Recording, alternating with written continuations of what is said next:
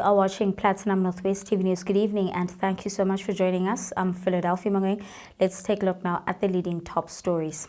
First up, Deputy President Paul Mashatile has thanked South Africans for their support following a health scare incident on Saturday. And the Northwest Department of Education congratulates the winners of the Youth Citizens Action Programme. In the business news, Treasury has noted Fitch's affirmation of South Africa's BB- debt rating. And in the sports news, Mamelodi Sundowns and Pirates cruise in CAF. We begin here. Deputy President Paul Mashatile has thanked South Africans for their support following a health scare incident over the weekend. Mashatile collapsed while delivering a keynote address in Tzaneen in Limpopo on Saturday. The 62-year-old was rushed off his stage by his VIP protection detail and received medical attention where he was declared healthy. Planned goal of ending poverty and reducing inequality by 2030.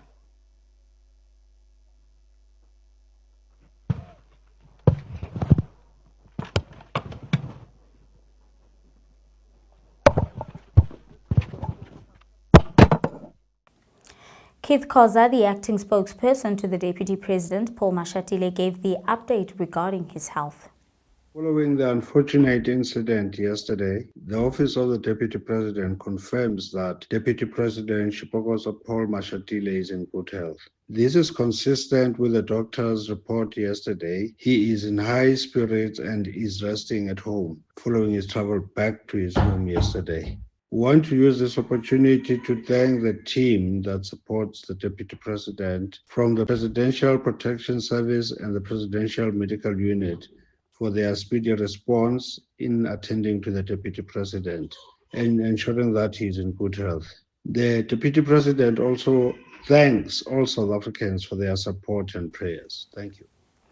In other news, the Northwest Department of Education congratulated the winners of the Youth Citizens Action Programme provincial rounds, which was held on the 13th of September for primary schools category and on the 14th for the secondary school.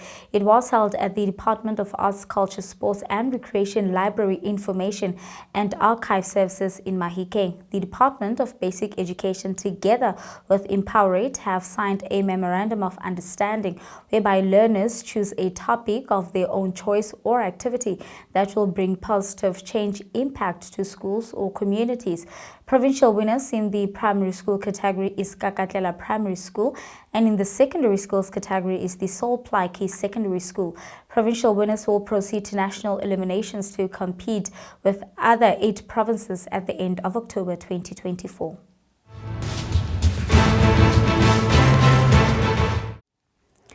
And in news further afield now, at least 274 inmates have escaped from a prison in Nigeria's Borno state following heavy flooding.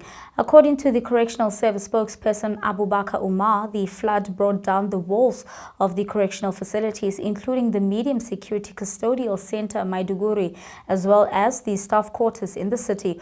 Umar said that the service was aware of the escapees' identities, including their biometrics, and had made this information available to the public.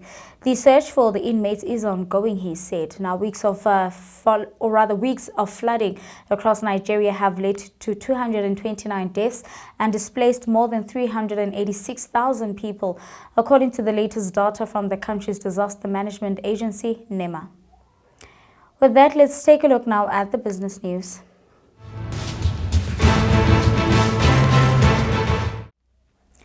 In the business news, the National Treasury said it has noted rating agencies Fitch's decision to affirm the country's long-term foreign local currency debt ratings at BB- with a stable outlook.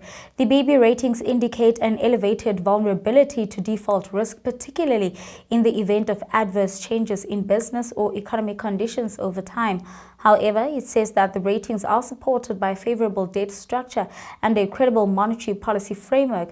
Fitch noted progress in the implementation of 35 priority reforms under Operation Vulindlela, which it says will contribute modestly to economic growth estimated at 1%. It says while the formation of the Government of National Unity has lowered short-term policy uncertainty, it warns that risks to political stability remain, with some topics such as the foreign policy, social grants and the national health insurance potentially contentious. And that's all from the business news. Your sports update follows next.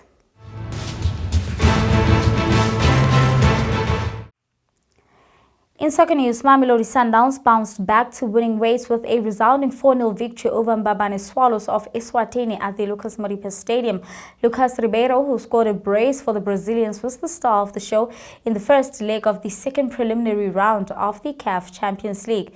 In the PSL front, Mamelodi Sundowns will open their Betway Premiership against Tshwane rival SuperSport United on Tuesday night at 7:30 p.m. Sundowns coach Manqoba Mqhithi shared a few words for fans ahead of the Tshwane derby. No, it's one more championship again with Betway Premiership. I think it's very important to urge all our Masandawana supporters to come in numbers and support the team every match. We win more when we are with them because they always help us to keep the rhythm of the game with their music and their drums. So it's not going to be an easy one, but with our 12th player, we are always stronger. So we are looking forward towards having our supporters in all our.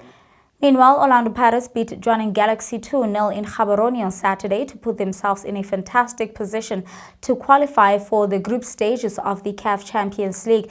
Tshegofatso Mabasa's opener against Galaxy was his 15th goal for Orlando Pirates in 2024. Dion Hotto got the second goal for Pirates in the 77th minute to put them completely in charge of the match ahead of the second leg coming through on Saturday. Jose Ribeiro has called on the Pirates fans to continue to come out in support. I think the message is the proposal, is the brand of football that we want to play and that we were playing recently. I think our fans are very smart. They know the kind of football that they want to see and they listen to our message. They are coming in numbers right now. They want to see our players shining each and every game. They want to see the team looking for the goal from the beginning until the end.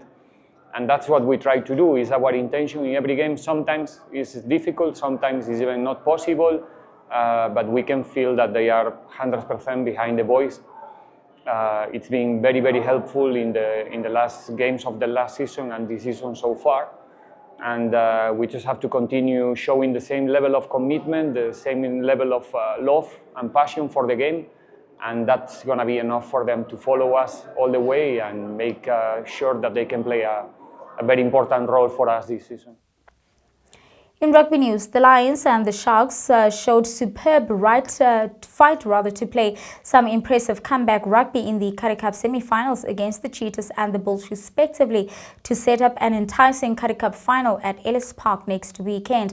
The Lions edged the Cheetahs 43-34 in a tremendous back and fourth encounter in Johannesburg. Meanwhile, the Sharks terrifically held their nerve to secure a 40-all draw with the Bulls at the Loftus after extra time, with them winning via virtue of having scored more tries than the hosts in the game. Here's Lions coach Mzwakhe Nkosi on his side reaching the Currie Cup final for the first time since 2019. Massive. The people sitting here 2 years in a row when we lost 9 in a row. So if I personally, I take a hell of a lot of pride in that many coaches bounce back from that. Some of the coaches that are the franchises got bent. So one, personally, I take an immense amount of pride in that. Secondly, for the franchise, I think it's massive. We haven't had in the recent past the riches that perhaps other franchises have had, and then when they were at the top of their crest and riding the wave, we probably at the bottom, and we're working our way. I think Ivan spoke in the week at that YCA roundtable. So, about ambitions, and part of setting high ambitions is to do one or two things like this. So what a story would be if we got to win it next week. You know what I mean? Cheetahs director of rugby, Frans Steyn, says that he's working hard to get the union into Super Rugby, citing rugby politics as the largest hurdle. To go south, politics is a massive thing in rugby, and I'm starting to learn it as I go. It's flipping tough, so we're out of 25. I'm actually lucky I'm not in 25 because I told people we'll pay our own flights and pay their flights, and So I'm relieved actually we're not in 25. Otherwise, I would have had to find money, or start robbing banks or something. So, but there is a chat going on. I just hope the politics in rugby, it mustn't block us. We'll do our own thing. We'll find our own way. We'll find people that want to support us, but we must just not be blocked. I think if we go south, it will be good for South Africa. It will be good for the Currie Cup. I mean, if 2 teams go south or 3 teams go south, then in South Africa we have a North versus South Currie Cup competition. And yeah, I'm working on it. Like I said, there's a lot of politics and stuff that's going on, so we'll have to wait and see. The Lions will face the Sharks in the final on Saturday at the Ellis Park Stadium. And that's all from us for tonight. Thank you so much for watching. The team will be back again tomorrow evening. Till then, good night and take care.